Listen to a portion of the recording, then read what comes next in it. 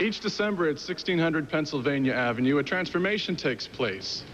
The stately halls of the mansion are decorated for the season, with each first family giving the decor its own personal touch. And here on Christmas in Washington, we are given the opportunity to look inside the White House with a very special guest.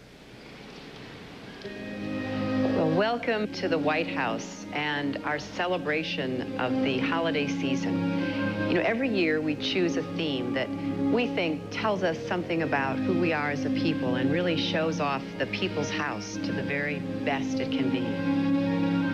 And this year, the theme is Holiday Treasures at the White House.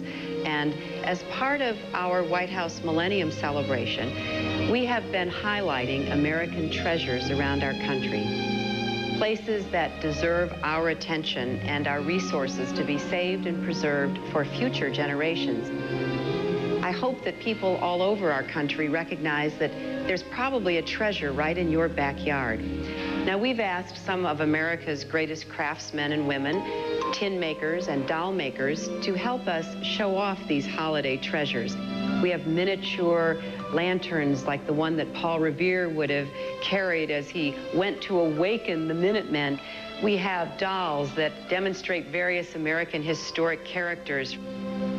Up in the red room and the green room on the mantels, we have some more of the sites that are being saved. And certainly these treasures are not just for the holidays, but for the end of this century and the beginning of a new century and a new millennium.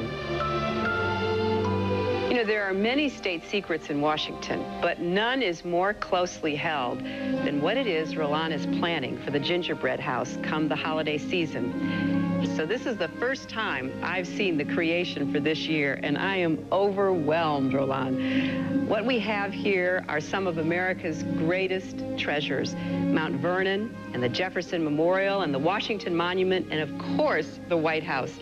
And so much of what we've borrowed for the decorating this year comes from traditions going back to our colonial times.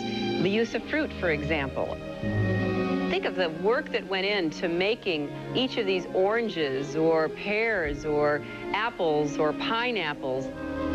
I just can't thank Roland and his staff enough. And how much does this weigh?